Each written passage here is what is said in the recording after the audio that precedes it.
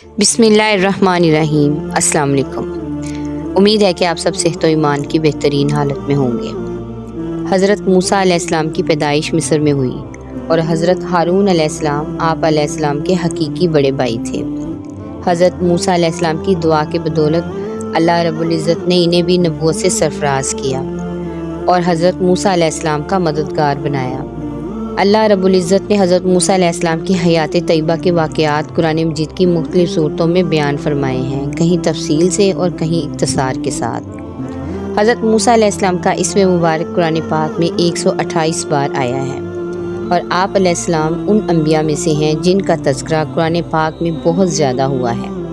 यही वजह है कि हज़रत मूसा अलैहिस्सलाम की ज़िंदगी के हालात व वाक़यात बाकी अम्बिया से ज़्यादा तफसील से मिलते हैं।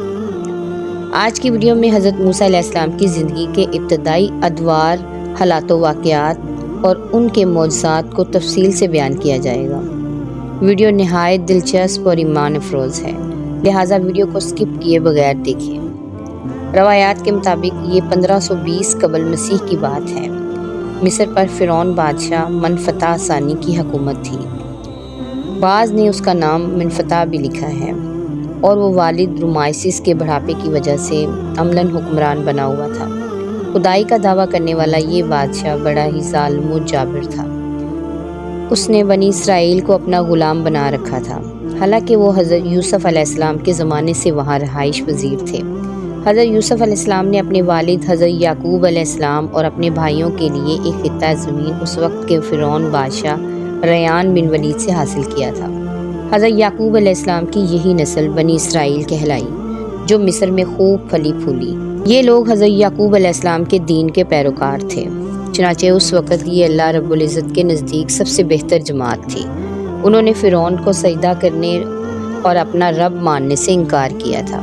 इसी वजह से बादशाह और उसके हवारी उन पर जुल्म व सितम के पहाड़ ढाते और उनसे घटिया काम करवाते। उस दौर में फ़िरौन किसी ख़ास शख्स का नाम नहीं बल्कि मिस्र के बादशाहों का लक़ब था। तारीख़ी हक़ाइक़ के मुताबिक 31 वैरान ख़ानदानों ने मिस्र पर यक्के बाद दीगरे हुकूमत की। सबसे आखिरी ख़ानदान ने 332 कबल मसीह में सिकंदर आज़म के हाथों शिकस्त खाई। ये था मुख्तसर तारुफ़ हज़रत मूसा अलैहिस्सलाम के ज़माने का।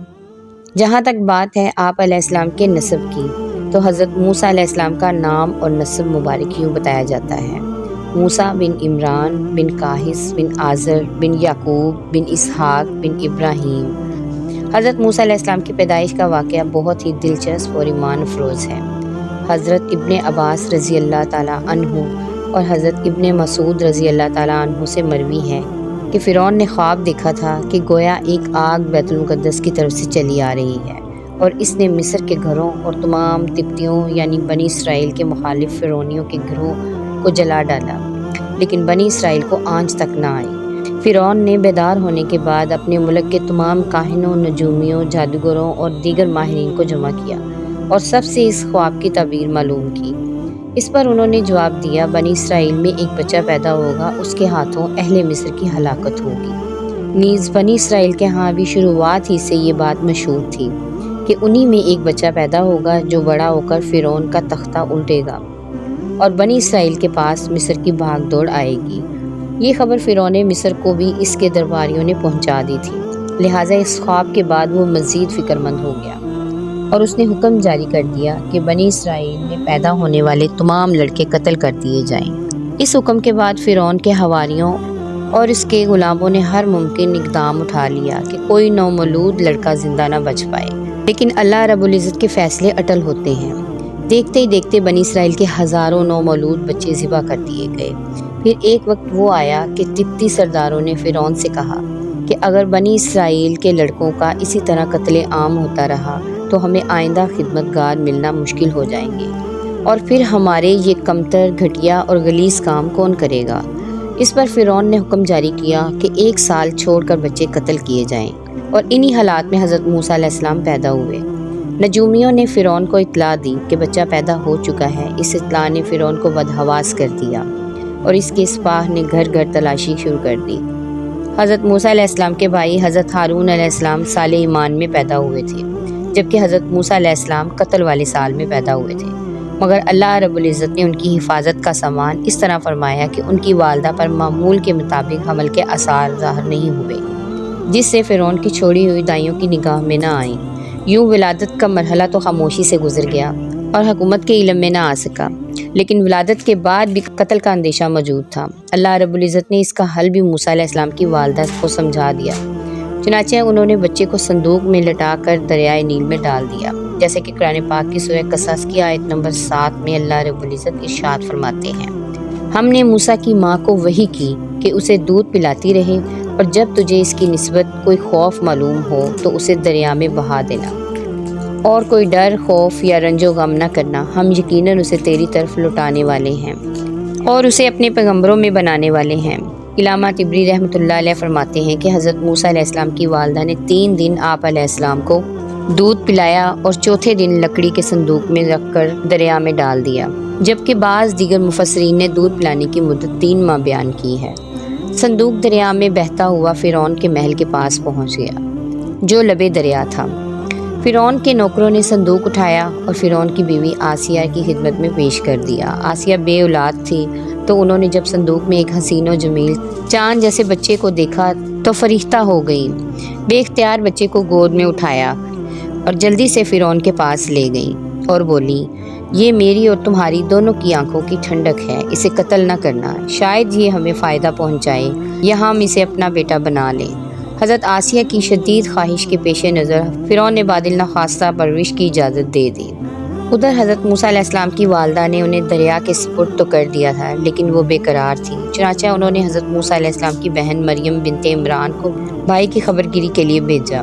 مریم دور سے صندوق کو دیکھتے ہوئے دریا کے کنارے کنارے چلتی ہوئی فرعون کے محل تک پہنچ گئی، جہاں فرعون کی بیوی دیگر عورتوں کے ساتھ بڑی دیر سے معصوم بچے کو دودھ پلانے کی کوششوں میں مصروف تھی، لیکن کوئی آیا انہیں دودھ پلانے اور چپ کروانے میں کامیاب نہیں ہو رہی تھی۔ جیسا کہ قرآن پاک کی سورہ قصص کی آیت نمبر 13 میں اللہ رب العزت نے ارشاد فرمایا، اور ہم نے پہلے ہی سے اس پر دائیوں کے دودھ حرام کر دیے تھے۔ جو وقت گزرتا جا رہا تھا، بھوک سے بلکتے ہوئے بچے کی بیتابی دیکھ کر آسیہ کی بے چینی بڑھتی جا رہی تھی۔ حضرت موسیٰ علیہ السلام کی بہن مریم دروازے پر کھڑی یہ سب منظر دیکھ رہی تھی۔ بالآخر بول پڑی، کیا میں تمہیں ایسا گھر نہ بتاؤں جو تمہارے لیے اس بچے کو پالے اور اس کی خیر خواہی سے پرورش کرے؟ آسیہ کی خواہش پر مریم جلدی سے جا کر اپنی والدہ کو محل میں لے آئی اور حضرت موسیٰ علیہ السلام نے فوری اپنی والدہ کا دودھ پی لیا۔ یوں اللہ رب العزت نے آپ علیہ السلام کی والدہ سے کیا ہوا وعدہ پورا کر دکھایا، اور اسی بارے میں سورہ قصص کی آیت نمبر 13 ہی میں اللہ رب العزت ارشاد فرماتے ہیں، سو ہم نے ان کو ان کی ماں کے پاس پہنچا دیا تاکہ اس کی آنکھیں ٹھنڈی ہوں اور وہ غم نہ کھائیں اور جان لیں کہ اللہ کا وعدہ سچا ہے، لیکن اکثر لوگ انہیں نہیں جانتے۔ آسیہ نے موسیٰ علیہ السلام کی والدہ سے استدعا کی کہ وہ محل میں ہی رہنے لگیں اور اس بچے کی پرورش کریں، لیکن موسیٰ علیہ السلام نے انکار کر دیا کہ میرے شوہر اور بچے پریشان ہوں گے۔ اس پر آسیہ بچہ انہیں دینے پر مجبور ہو گئی۔ پھر اس نے بچے کے لیے وظیفہ بھی مقرر کر دیا۔ یوں اللہ رب العزت کی شان دیکھیں کہ جس بچے کے ڈر سے فرعون نے ہزاروں بچے ذبح کرا دیے، وہ بچہ فرعون ہی کی زیر نگرانی سرکاری تحفظ میں پروان چڑھا۔ روایات کے مطابق حضرت موسیٰ علیہ السلام رضعت کی عمر تک اپنی والدہ کے پاس ہی پرورش پاتے رہے۔ پھر آپ علیہ السلام کا دودھ چھڑوا دیا گیا تو والدہ نے آپ علیہ السلام کو دوبارہ آسیہ کے حوالے کر دیا۔ روایات میں ہے کہ فرعون اور آسیہ اپنے محل میں بیٹھے تھے۔ آسیہ نے موسیٰ علیہ السلام کو اٹھا کر فرعون کی گود میں بٹھا دیا۔ حضرت موسیٰ علیہ السلام نے فرعون کی گود میں بیٹھتے ہی فرعون کی داڑھی پکڑ لی اور اس کے منہ پر تماچا رسید کر دیا۔ بعض روایات میں ہے کہ ان کے ہاتھ میں ایک چھڑی تھی جس سے وہ کھیل رہے تھے، وہ فرعون کے سر پر دے ماری۔ فرعون غصے میں آگ بگولا ہو گیا۔ وہ کاہنوں کی بچہ پیدا ہونے کی پیشن گوئی پر پہلے ہی بڑا فکر مند تھا۔ کہنے لگا، مجھے لگتا ہے یہ وہی بچہ ہے۔ اس نے بچے کے قتل کا حکم دے دیا۔ آسیہ یہ دیکھ کر سخت پریشان ہو گئی اور بولی، یہ معصوم بچہ ہے، اسے کسی چیز کی عقل نہیں ہے، اس نے ایسا نادانی میں کیا ہے۔ فرعون سخت غصے میں تھا اور اسے بچے سے خوف آنے لگا۔ بولا، میں اسے قتل کر کے رہوں گا۔ آسیہ نے کہا، اچھا آپ توقف کریں، اس کا امتحان لے لیتے ہیں، ابھی معلوم ہو جائے گا کہ اس نے یہ حرکت نادانی میں کی ہے یا جان بوجھ کر۔ یہ کہہ کر انہوں نے 2 دشت منگوائے، ایک پر دہتے انگارے اور دوسرے میں سرخ یاقوت، اور ان سے بولی، دیکھیں اگر اس بچے میں عقل ہوئی تو یاقوت اٹھائے گا ورنہ انگاروں کی طرف ہاتھ اٹھا لے گا۔ دونوں دشت حضرت موسیٰ علیہ السلام کے سامنے رکھ دیے گئے۔ آپ علیہ السلام نے یاقوت کی جانب ہاتھ بڑھائے، لیکن حضرت جبرائیل امین علیہ السلام نے فوراً ان کے ہاتھ کو انگاروں کی طرف بڑھا دیا۔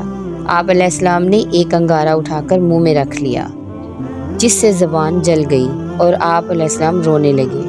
فرعون نے جب یہ دیکھا تو خاموش ہو گیا اور اپنا فیصلہ تبدیل کر دیا۔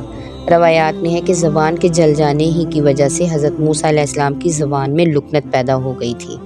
البتہ اللہ رب العزت نے حضرت موسیٰ علیہ السلام کو زندہ رکھنا تھا، اور آپ علیہ السلام فرعون کے گھر میں بڑے ہوئے۔ قرآن پاک میں ارشاد باری تعالیٰ ہے، اور موسیٰ جب جوانی کو پہنچے بھرپور جوان ہو گئے، اور ہم نے ان کو حکمت اور علم عنایت کیا، اور ہم نیکوکاروں کو ایسا ہی بدلہ دیا کرتے ہیں۔ حضرت موسیٰ علیہ السلام شاہی محل میں آسیہ کی زیر نگرانی پرورش پاتے رہے۔ جوان ہو گئے آپ علیہ السلام نہایت خوبصورت، طاقتور، سمجھدار اور دانا انسان تھے، اور مصر میں فرعون کے لیپالک بیٹے کے نام سے مشہور تھے۔ اسی وجہ سے ان کا رعب اور دبدبہ بھی بہت تھا۔ حضرت موسیٰ علیہ السلام کو اس بات کا علم تھا کہ وہ فرعونی یعنی قبطی نہیں ہیں بلکہ اسرائیلی ہیں، لہٰذا جب فرعون اور اس کے سپاہ اور حواریوں کی جانب سے ظلم ڈھائے جاتے تو آپ علیہ السلام کو بے حد دکھ ہوتا۔ اکثر اس ظلم کے خلاف آواز بھی بلند کرتے اور بے قصور اسرائیلیوں کی مدد بھی کرتے۔ روایات میں آتا ہے کہ ایک دن حضرت موسیٰ علیہ السلام محل سے نکل کر شہر کا گشت کر رہے تھے۔ آپ علیہ السلام نے دیکھا ایک قبطی کسی اسرائیلی کو بری طرح سے زد و کوب کر رہا ہے۔ یہ منظر دیکھ کر آپ علیہ السلام رک گئے۔ اسرائیلی نے جب آپ علیہ السلام کو دیکھا تو مدد کے لیے پکار اٹھا۔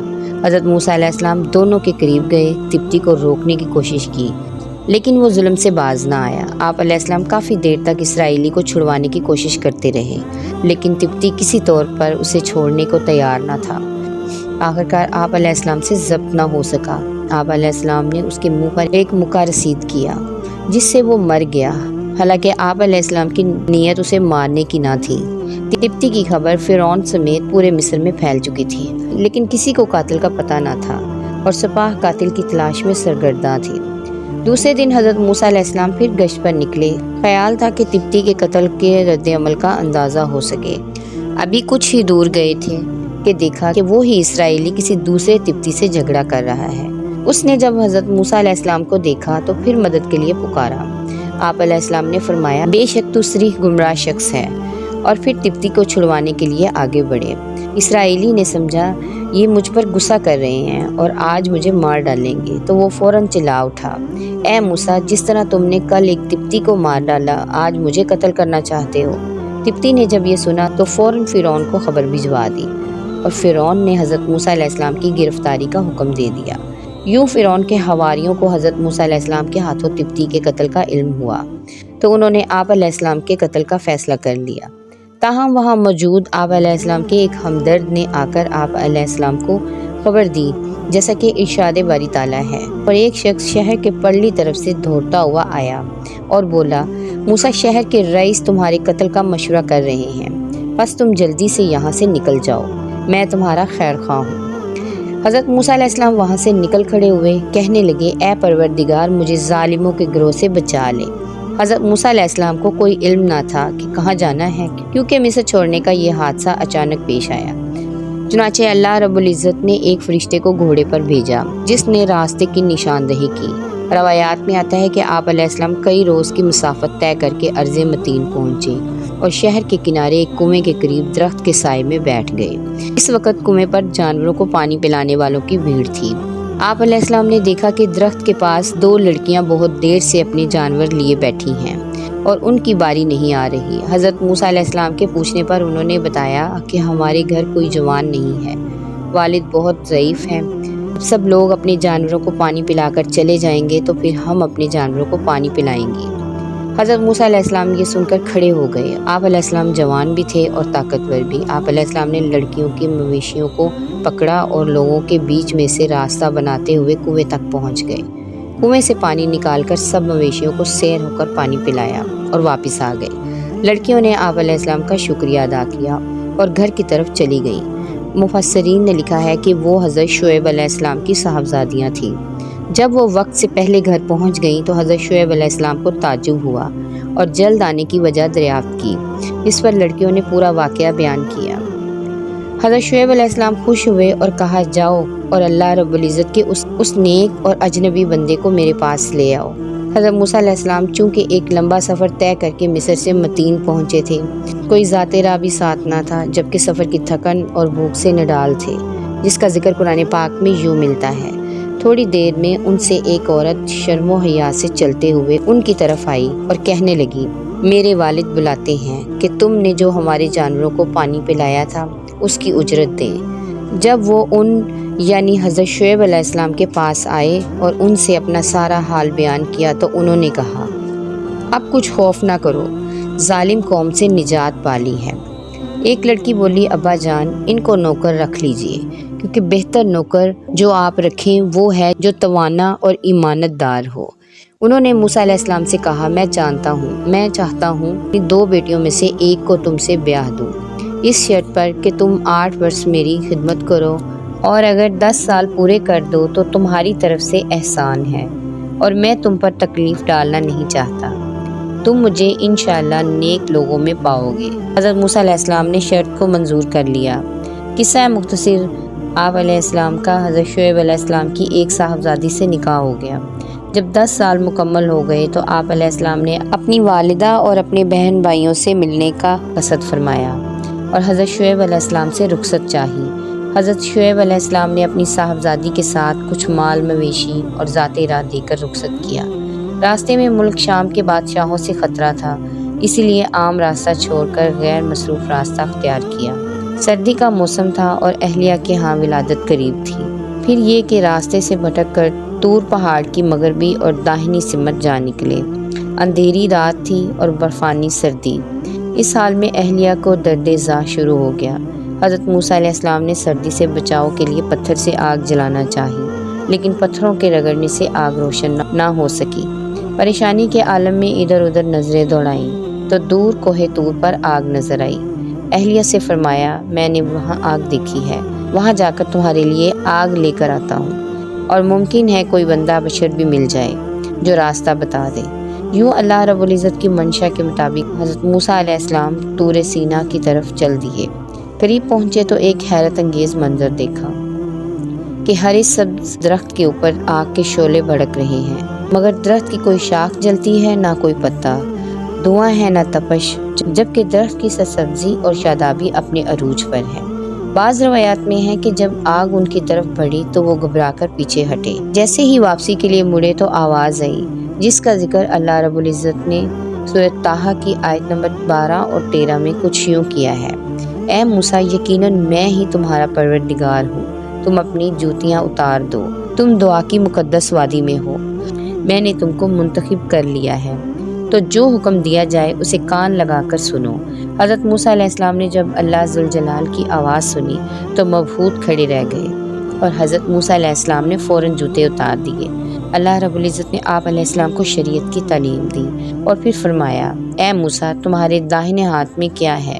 انہوں نے کہا، یہ میری لاٹھی ہے، اس سے میں ٹیک لگاتا ہوں، بکریوں کے لیے پتے جھاڑتا ہوں، اس میں میرے لیے اور بھی کئی فائدے ہیں۔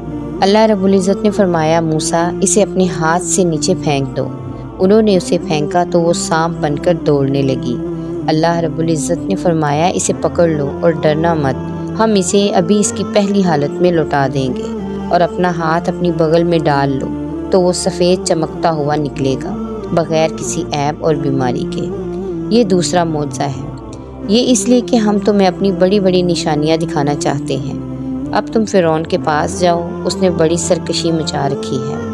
موسیٰ علیہ السلام نے کہا، اے میرے پروردگار، میرا سینہ کھول دے اور میرے کام کو آسان کر دے، اور میری زبان کی گرہ کھول دے تاکہ وہ میری بات سمجھ سکے، اور میرے گھر والوں میں سے کسی ایک کو میرا وزیر یعنی میرا مددگار فرما دے، یعنی میرے بھائی ہارون کو تو اس سے میری کمر کس دے اور اسے میرا شریک کار کر دے، تاکہ ہم دونوں باکثرت تیری تسبیح بیان کریں اور باکثرت تجھے یاد کریں۔ اللہ رب العزت نے فرمایا، موسیٰ، تمہاری تمام دعائیں قبول کر لی گئی ہیں۔ یوں حضرت موسیٰ علیہ السلام طور سینا پر نبوت سے سرفراز ہو کر لوٹے اور اپنی اہلیہ کو لے کر مصر روانہ ہو گئے۔ روایات میں ہے کہ اللہ رب العزت نے حضرت ہارون علیہ السلام کو نبوت کے منصب پر فائز فرما کر حضرت موسیٰ علیہ السلام کے مصر آنے کی خبر دے دی تھی۔ چنانچہ ہارون علیہ السلام نے آپ علیہ السلام کا استقبال کیا اور گھر لے گئے۔ حضرت موسیٰ علیہ السلام 10 سال بعد گھر والوں سے ملے تھے۔ وہ حکم الہی کی تکمیل کے لیے دوسرے ہی دن دونوں بھائی فرعون کے دربار میں پہنچ گئے۔ حضرت موسیٰ علیہ السلام نے فرعون سے کہا، اے فرعون، ہم رب العالمین کی طرف سے بھیجے گئے ہیں، تو ہمارے ساتھ بنی اسرائیل کو روانہ کر دے۔ فرعون نے کہا، اے موسیٰ، کیا تو نے میرے گھر پرورش نہیں پائی اور کیا تو نے یہاں رہتے ہوئے قتل نہیں کیا تھا، اور تم تو ناشکرے معلوم ہوتے ہو۔ موسیٰ علیہ السلام نے کہا، ہاں، وہ حرکت مجھ سے ناگہاں سرزد ہو گئی تھی اور میں خطا کاروں میں تھا۔ جب مجھے تم سے ڈر لگا تو میں وہاں سے نکل گیا۔ پھر رب العالمین نے مجھے دانائی عطا فرمائی اور اپنا رسول بنایا۔ مجھ پر تیرا کیا یہی احسان ہے جو تو مجھے جتا رہا ہے، اور تو نے بنی اسرائیل کو غلام بنا رکھا ہے۔ فرعون نے کہا، رب العالمین کیا چیز ہے؟ حضرت موسیٰ علیہ السلام نے فرمایا، وہ آسمان اور زمین اور جو کچھ ان دونوں میں ہے ان سب کا مالک ہے، بشرط یہ کہ تم لوگوں کو یقین ہو۔ فرعون نے اپنے اہالیوں موالیوں سے کہا، کیا تم سن نہیں رہے ہو؟ یعنی کیا تم کو اس بات پر تعجب نہیں کہ میرے سوا بھی کوئی اور معبود ہے؟ حضرت موسیٰ علیہ السلام نے فرمایا، وہ تمہارے اور تمہارے اگلے باپ داداؤں کا پروردگار ہے۔ فرعون نے کہا، لوگوں، تمہارا یہ رسول جو تمہاری طرف بھیجا گیا ہے یہ تو یقیناً دیوانہ ہے۔ موسیٰ علیہ السلام نے کہا، مشرق و مغرب اور جو کچھ ان دونوں میں ہے وہ سب کا مالک ہے، بشرط یہ کہ تم کو سمجھ ہو۔ فرعون نے کہا، اگر تم نے میرے سوا کسی اور کو معبود بنایا تو میں تمہیں قید کر دوں گا۔ حضرت موسیٰ علیہ السلام نے کہا، ہاں، میں آپ کے پاس روشن چیز یعنی معجزہ لایا ہوں۔ فرعون نے کہا، اگر سچے ہو تو لاؤ، دکھاؤ۔ بس انہوں نے اپنی لاٹھی زمین پر ڈالی تو وہ اسی وقت اژدہا بن گئی، اور اپنا ہاتھ جو بغل سے نکالا تو وہ سفید چمکیلا نظر آنے لگا۔ یہ دیکھ کر فرعون اپنے آس پاس بیٹھے سرداروں سے کہنے لگا، بھائی، یہ کوئی بڑا جادوگر ہے، یہ تو چاہتا ہے کہ اپنے جادو کے زور سے تمہیں تمہارے ملک سے نکال دے، تو تمہاری کیا رائے ہے؟ ان سب نے کہا، آپ اسے اور اس کے بھائی کو مہلت دیجیے اور تمام شہروں میں ہر کارے روانہ کر دیجیے جو آپ کے پاس ماہر جادوگروں کو جمع کر کے لے آئیں۔ فرعون نے حضرت موسیٰ علیہ السلام سے کہا کہ ہم بھی تمہارے مقابل ایسا ہی جادو لائیں گے، ہمارے اور اپنے درمیان ایک وقت مقرر کر لو، نہ تو ہم اس کے خلاف کریں اور نہ تم، اور یہ مقابلہ صاف میدان میں ہوگا۔ موسیٰ علیہ السلام نے کہا، زینت اور جشن کے دن کا وعدہ ہے، اور یہ کہ لوگ اس دن چاشت کے وقت اکٹھے ہو جائیں۔ روایات کے مطابق جشن والے روز ہزاروں کی تعداد میں جادوگر میدان میں جمع کر لیے گئے۔ بادشاہ بھی اپنے مصاحبین کو لیے شاہانہ کروفر کے ساتھ تخت شاہی پر براجمان ہو گیا۔ میدان کے چاروں جانب لاکھوں انسانوں کا ٹھاٹھے مارتا سمندر تھا جو حق و باطل کے اس مارکے کو دیکھنے کے لیے جمع تھے۔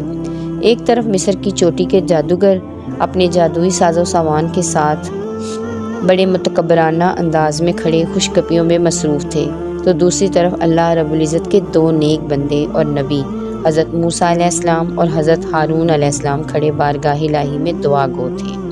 جادوگر بولے، موسیٰ، یا تو تم اپنی چیز ڈالو یا ہم اپنی چیزیں پہلے ڈالتے ہیں۔ موسیٰ علیہ السلام نے کہا، پہلے تم ڈالو۔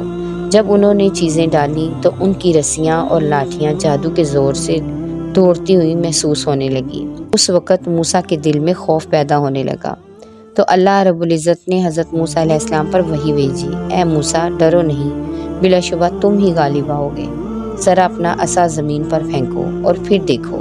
چنانچہ لاٹھی کا زمین پر پھینکنا تھا کہ وہ ایک بڑے خوفناک اژدہے میں تبدیل ہو گئی، اور جو کچھ جادوگروں نے بنایا تھا ان سب کو نگل لیا۔ یہ دیکھ کر جادوگر سجدے میں گر گئے اور پکار اٹھے، ہم تمام جہان کے مالک پر ایمان لائے جو موسیٰ علیہ السلام اور ہارون علیہ السلام کا رب ہے۔ فرعون کے لیے یہ سب کچھ بڑا عجیب، نہایت حیرت انگیز اور بہت غمناک تھا۔ وہ جن جادوگروں کے ذریعے فتح اور غلبے کی آس لگائے بیٹھا تھا وہ نہ صرف مغلوب ہو گئے بلکہ موسیٰ علیہ السلام کے رب پر ایمان بھی لے آئے۔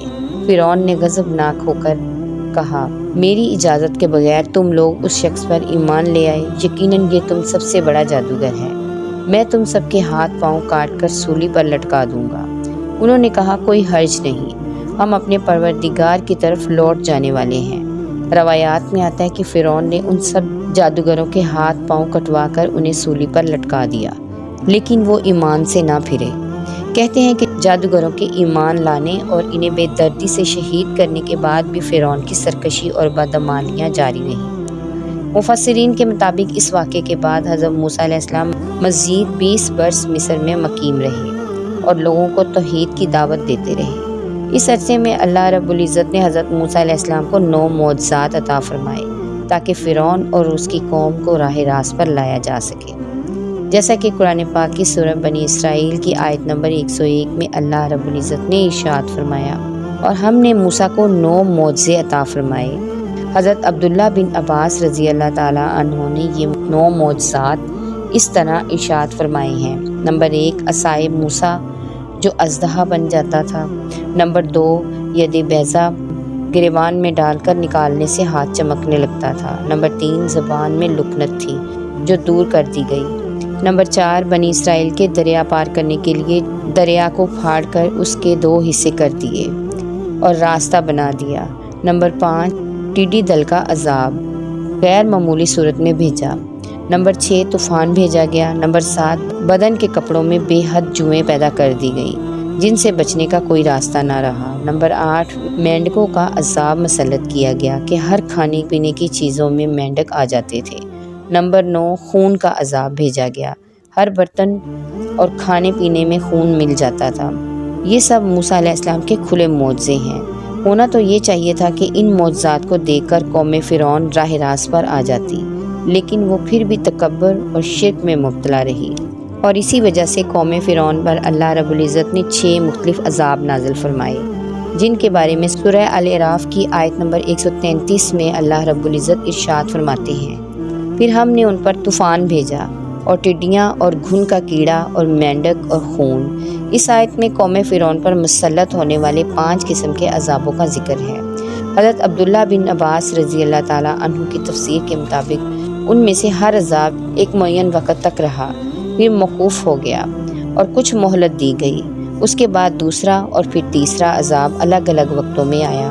روایات میں ہے کہ ان میں سے ہر عذاب قوم فرعون پر 7 روز تک رہا۔ ہفتے کے دن شروع ہو کر دوسرے ہفتے کے دن رفع ہو جاتا اور پھر 3 ہفتے کی مہلت دی جاتی تھی۔ جب بھی ان سرکش لوگوں پر عذاب آتا تو وہ آپ علیہ السلام سے رحم کی اپیل کرتے اور دعائیں کرواتے، اور عافیت مل جانے کے بعد پھر سے سرکشی اور بدعمالیوں پر اتر آتے اور منکر ہو جاتے۔ بس اسی طرح انہیں مہلت ملتی رہی اور وہ لوگ اپنی گمراہیوں میں قائم رہے۔ جیسا کہ ارشاد باری تعالیٰ ہے، ان لوگوں نے تکبر سے کام لیا اور یہ لوگ بڑے عادی مجرم تھے۔ یہ لوگ مسلسل عہد شکنی کرتے رہے۔ اتنی مسلسل آزمائشوں اور مہلتوں کے بعد جب ان میں کوئی احساس پیدا نہ ہوا تو آخری عذاب آ گیا کہ سب کے سب اپنے مکان، زمینیں، سامان چھوڑ کر موسیٰ علیہ السلام کے تعاقب میں نکلے اور بحیرہ احمر کا لقمہ بن گئے۔ اور اللہ رب العزت کے مختلف عذاب نازل ہونے کے باوجود فرعون کا تکبر، غیظ و غضب اور ظلم و ستم اپنی انتہا کو پہنچ چکا تھا۔ وہ اور اس کے حواری حضرت موسیٰ علیہ السلام اور ان کے ساتھیوں کے خون کے پیاسے تھے۔ ایسے میں اللہ رب العزت نے حضرت موسیٰ علیہ السلام کو ہجرت کا حکم فرمایا، جیسا کہ قرآن مجید کی سورہ طٰہٰ کی آیت نمبر 77 میں اللہ رب العزت فرماتے ہیں، اور ہم نے موسیٰ کی طرف وحی بھیجی کہ ہمارے بندوں کو لے کر راتوں رات نکل جاؤ، پھر ان کے لیے دریا میں لاٹھی مار کر خشک راستہ بنا دو، پھر تم کو نہ تو فرعون کے آ پکڑنے کا خوف ہوگا اور نہ غرق ہونے کا ڈر۔ حضرت موسیٰ علیہ السلام شروع رات میں بنی اسرائیل کو لے کر مصر سے دریائے کلزم، جو بحیرہ احمر بھی کہلاتا ہے، کی طرف نکلے۔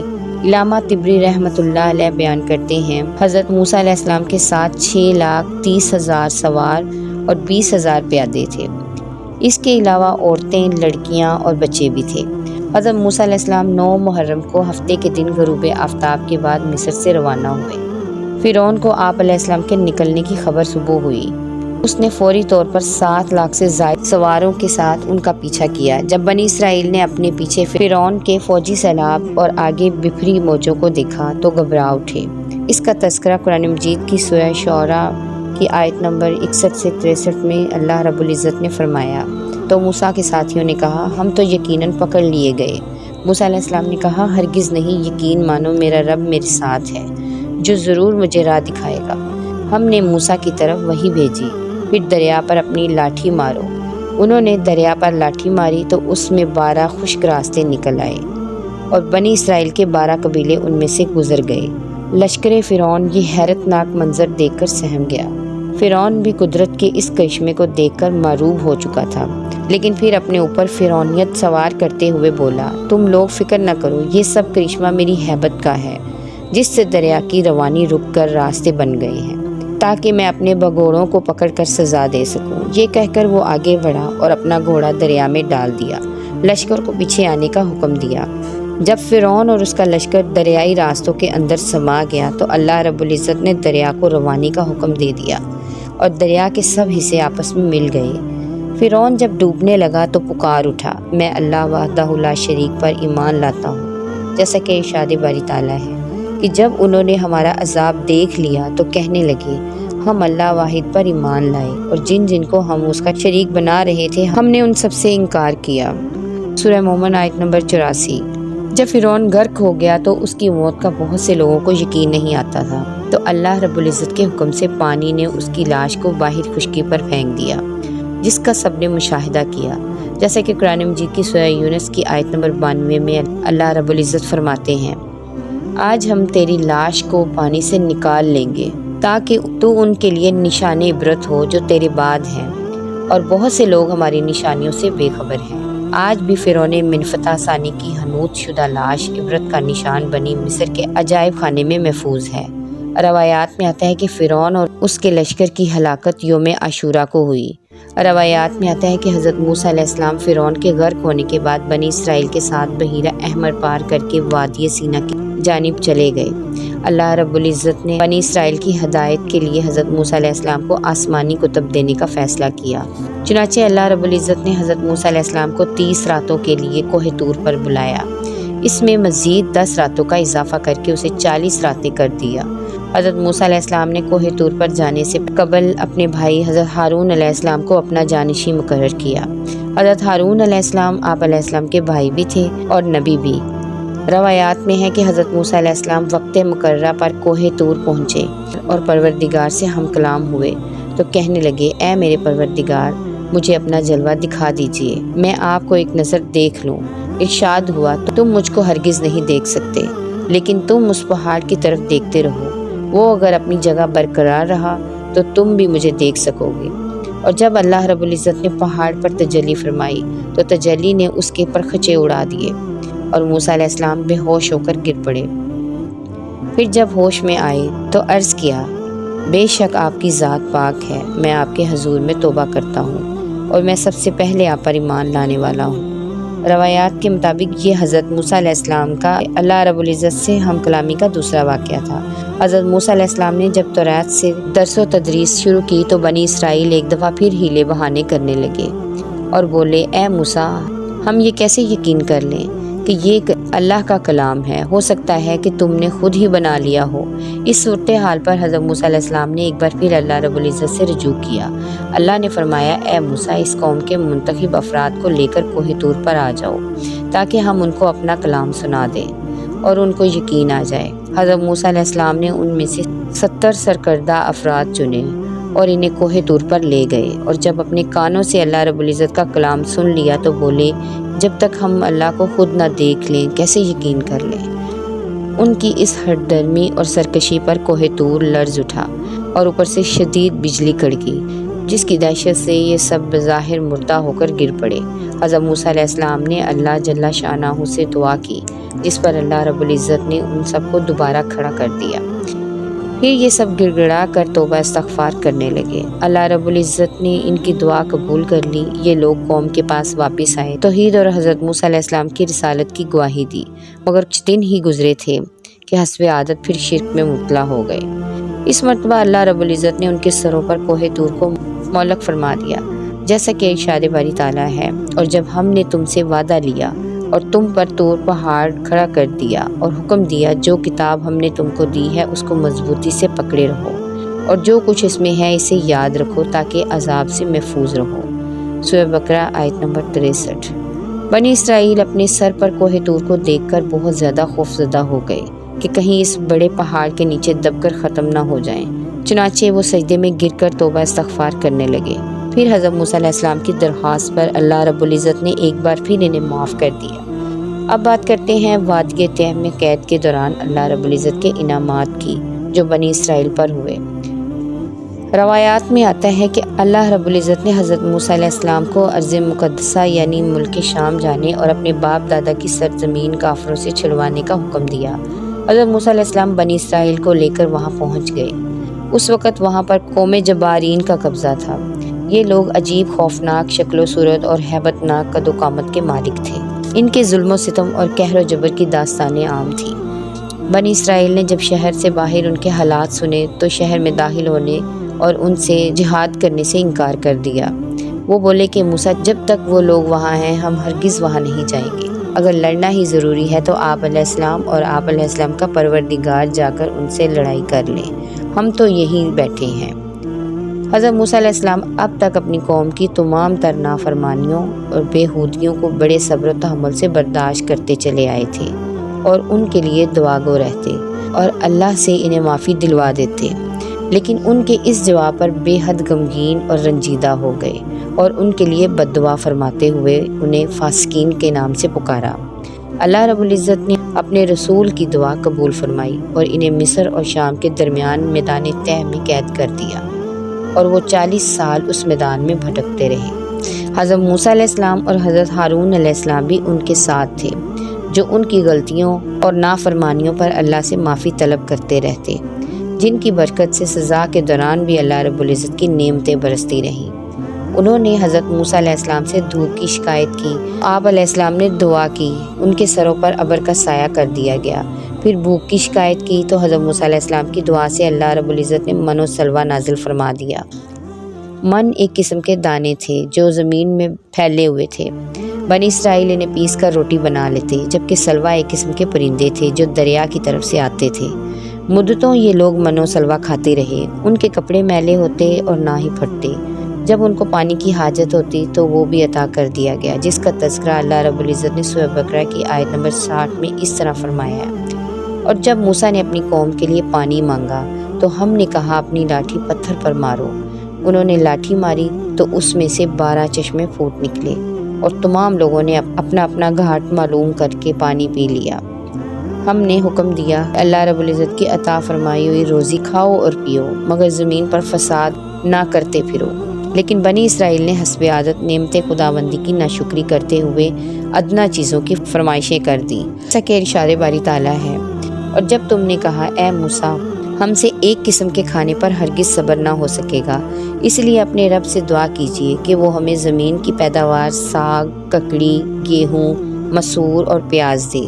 آپ علیہ السلام نے فرمایا بہتر چیز کے بدلے ادنا چیز کیوں طلب کرتے ہو؟ وادی تہ میں بنی اسرائیل کے ساتھ اللہ رب العزت کے 2 پیغمبر حضرت موسیٰ علیہ السلام اور حضرت ہارون علیہ السلام اور 2 نیک بندے حضرت یوشع بن نون اور حضرت کالب بن یکنہ بھی تھے۔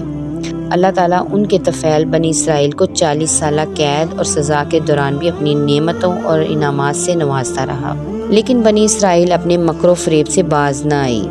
روایات میں ہے کہ بنی اسرائیل 40 سال تک وادی تہ میں بھٹکتے رہے۔ اس کھلے میدان سے نکلنے کے لیے صبح سے شام تک روز سفر کرتے، لیکن شام کو اسی جگہ موجود ہوتے جہاں سے صبح چلے تھے۔ حضرت موسیٰ علیہ السلام اور حضرت ہارون علیہ السلام بھی ساتھ تھے۔ ایک دن صحرائے تہ میں ہور نامی پہاڑ پر پہنچے تو حضرت ہارون علیہ السلام کا انتقال ہو گیا اور انہیں وہیں دفن کر دیا گیا۔ 120 برس کی عمر میں حضرت موسیٰ علیہ السلام کا بھی انتقال ہو گیا۔ بنی اسرائیل کے سب لوگ بھی مر کھپ گئے۔ بنی اسرائیل کی اولاد اور حضرت یوشع بن نون علیہ السلام اور حضرت کالب علیہ السلام باقی بچ گئے۔ 40 برس کی مدت پوری ہونے کے بعد اللہ کے حکم سے حضرت یوشع بن نون کی قیادت میں بنی اسرائیل شام اور بیت المقدس میں داخل ہوئے۔ صحیح بخاری میں حضرت ابو ہریرہ رضی اللہ تعالیٰ عنہ سے مروی ہے کہ مالک الموت کو حضرت موسیٰ علیہ السلام کی طرف بھیجا گیا۔ جب وہ آپ علیہ السلام کے پاس پہنچے تو آپ علیہ السلام نے انہیں ایک تھپڑ رسید کر دیا تو مالک الموت واپس اپنے رب کے پاس پہنچے اور عرض کیا آپ نے مجھے ایسے بندے کے پاس بھیجا جو موت کا ارادہ نہیں رکھتے۔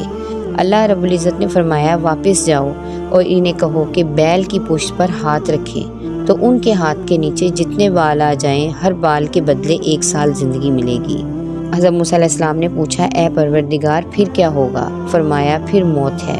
حضرت موسیٰ علیہ السلام نے فرمایا تو پھر اب ہی صحیح۔ پھر آپ علیہ السلام نے دعا فرمائی اے اللہ اس آخری وقت میں مجھے ارض مقدس کے قریب کر دے۔ اللہ رب العزت نے آپ علیہ السلام کی دعا قبول فرمائی۔ فرشتے نے انہیں ایک عمدہ خوشبو سنگھائی اور روح قبض کر لی۔ فرشتوں نے آپ علیہ السلام کی نماز جنازہ ادا فرمائی اور دفن کیا۔ مسند احمد میں حضرت انس بن مالک رضی اللہ تعالیٰ عنہ سے روایت ہے کہ حضور اکرم صلی اللہ علیہ وسلم نے فرمایا کہ جس رات مجھے آسمانوں پر لے جایا گیا تو موسیٰ علیہ السلام کے پاس سے گزر ہوا تو آپ علیہ السلام وہاں سرخ ٹیلے کے پاس اپنی قبر میں کھڑے نماز ادا فرما رہے تھے۔ حضرت موسیٰ علیہ السلام کا تذکرہ معراج کی احادیث میں بھی ملتا ہے۔ مفسرین لکھتے ہیں کہ اللہ رب العزت نے امت محمدیہ پر دن رات میں 50 نمازیں فرض فرمائی تھیں۔ جب حضور اکرم صلی اللہ علیہ وآلہ وسلم حضرت موسیٰ علیہ السلام کے پاس سے گزرے تو انہوں نے فرمایا واپس جائیے اور اپنی امت کے لیے نمازوں میں تخویف کا سوال کیجیے کیونکہ میں بنی اسرائیل کو بہت آزما چکا ہوں۔ تو حضور اکرم صلی اللہ علیہ وآلہ وسلم موسیٰ علیہ السلام اور اللہ رب العزت کے درمیان بار بار آتے جاتے رہے اور ہر مرتبہ نماز میں تخویف ہوتی رہی، حتیٰ کہ دنوں رات میں 5 نمازوں تک تخویف ہو گئی۔ اللہ رب العزت نے فرمایا یہ ہیں 5 لیکن ثواب 50 کا ہی ملے گا، اور یوں آپ علیہ السلام کی وجہ سے نمازیں 50 سے 5 رہ گئی۔ یہ تھا تذکرہ حضرت موسیٰ علیہ السلام کا۔ امید ہے کہ آپ کو ویڈیو اچھی لگی ہوگی۔ ویڈیو کو لائک اور چینل کو سبسکرائب کرنا نہ بھولیں۔ جزاک اللہ خیر۔